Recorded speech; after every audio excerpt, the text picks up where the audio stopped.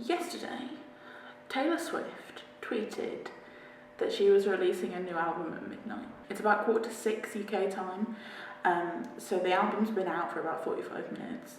I haven't yet listened to it. We're gonna do that in a minute, but before we get into the album, I just wanted to say a few things about this album coming out and why the way that it's already happening already has given me some thoughts. So first off, I have been saying for years that I think album 8 is going to be her like most amazing piece of art. Partly because I think since album 6, which is Reputation, like as soon as that came out, I said that I thought she was going to do albums 7 and 8 were going to be a more return to her original style, but with all of the growth that she's experienced over the past 6 or 7 albums. When she released her first album, she was still a teenager. She's 30 now, so that's a lot of personal and human growth, as well as like songwriting growth. So I think there's going to be a lot, and if you look at analysing Lover, which is the 7th album, the amount of callbacks and references to her first album and her second album are really high, and like not just lyrically but also melodically and kind of instrumentally. Lover is kind of also a bit of a love letter to her earlier works, so I'm very intrigued to see how that's translated into this album.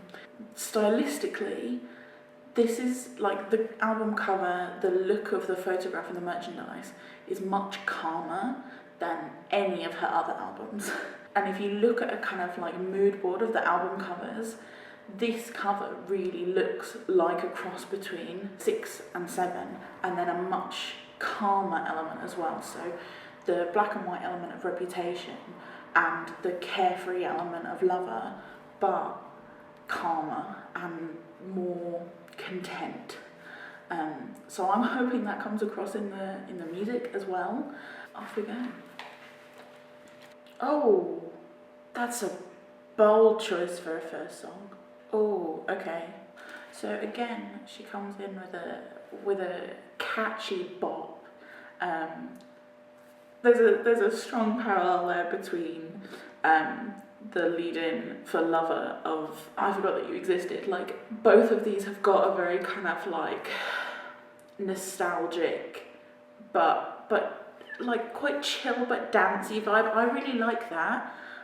It's a bold choice to start with that as her first single though, because that's very definitely not about a current relationship. And like the thing with a lot of Taylor Swift's music is that you know going in, when you properly listen to it, you know that she's writing about her own life. And she knows that you know that. So that's an interesting choice for her to start the album with a song that's very much not about a current relationship. I'm really liking how much she's putting into the beats of these songs.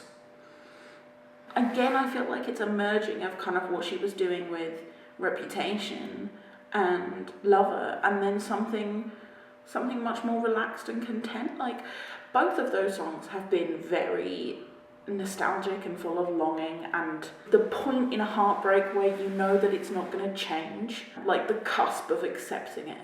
But sonically, they're both like, they're not classical instruments exclusively, they're not acoustic, but it's also not in your face electronic sounds like Reputation was. It's much more tempered. One of the things I really like about her writing is that she really manages to make you feel how she's feeling. I feel like I'm going through a breakup, but one that's happened quite a while ago, and that's an interesting like thing to start the album with. She has quite a few of these styles of songs where she does a like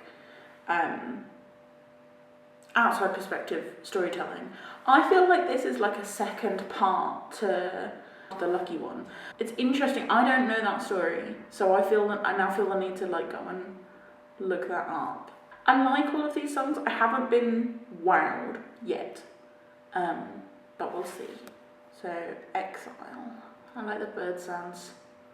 I don't really listen to much Bon Iver. This is nice. Again, references back to If We Were a Movie. Oh, their voices blend so nicely. There's also some references to Haunted in this one, which is interesting. She hasn't gone that far back in a while. If she isn't currently going through a breakup, I am very impressed. So much of this is so, like, it's not the first bit, it's not where you're angry, it's not where you are distraught over it. It's just fact. Like, she's so clearly talking about the part of heartbreak where you just know that that's true, and it's awful. Yeah, their voices blend beautifully. That was really nice. I think that might be my favourite one of her kind of features in terms of like how their voices sound together. Yeah, they should definitely do something else together. That was good. So I love the lines in the chorus of that one. If I'm dead to you, why are you still at the wake? That's a good line. I'm more than a little bit worried about her though, I've got to be honest. I like that one. It's quite calm. They've all been quite calm. I'd like for at least one of them later on to get a little bit more lively. But I like Mirrorball. I think that's probably not about a person. I think that might be about her fans. I really like that she's talking about her childhood more in all of her songs. This is gorgeous.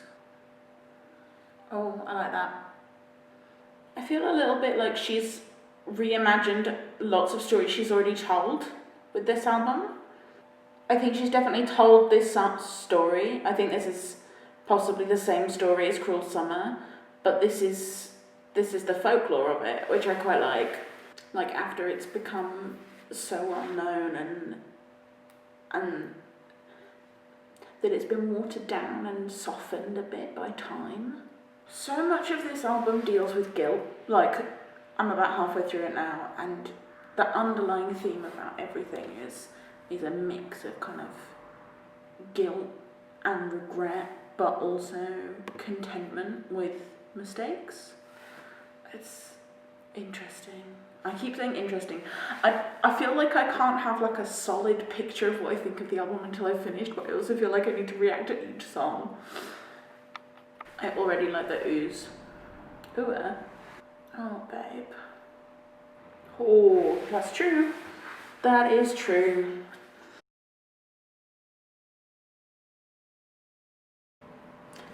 Still, none of them have been like high energy pop belters, but maybe that's not what we're getting from this album. She's quieter, but she's angrier. Oh.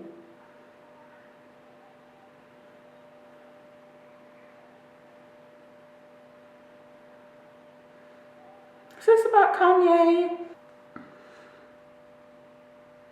That's an interesting take on like processing death.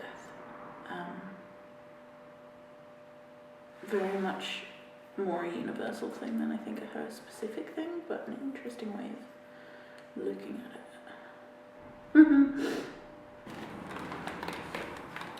So that's the album. It's a lot more subtle than her previous stuff, like particularly with Lover and Reputation. I feel like you listen to the tracks and you're like, I know what this is about. This is very clearly about this person or this thing. It's much more subtle than I think a lot of her previous albums have been, and therefore leaves a lot more room for interpretation, both lyrically within each song but also as a whole. So a lot of the songs have got more space to them. She's not following the kind of like, don't bore us, get to the chorus style. A lot of these songs have got more than 30 seconds before the verse even starts, let alone the chorus. Which is a long time for pop. Like, this is definitely not paint by numbers pop music, and she really has taken folk into it, but also like in the lyrics of what she's saying. So not only is there all this space for you to, like, the listener to figure out the feel of the song based on the music rather than the lyric, but the lyrics themselves are far less clear than her previous albums. I think there are a couple of exceptions to that. Mad Woman, I think, is possibly the like most explicit, and you can tell what it's about. that's a very interesting album. I feel like I've said the word interesting about a million times. I think I'm going to have to listen to it again. I wasn't blown away by anything. Like, nothing jumped out at me and was like, this is the best song on the album. But also, I feel like it's one that's going to grow on me over time. So, we'll see. And also, this one doesn't have the bonus track on it, so that I'll have to wait until the proper album arrives. Please leave your thoughts in the comments, because, like, I really want to chat to some people about this album. Let me know if you've listened to it, let me know what you think, leave discussion points. I want to talk, so just...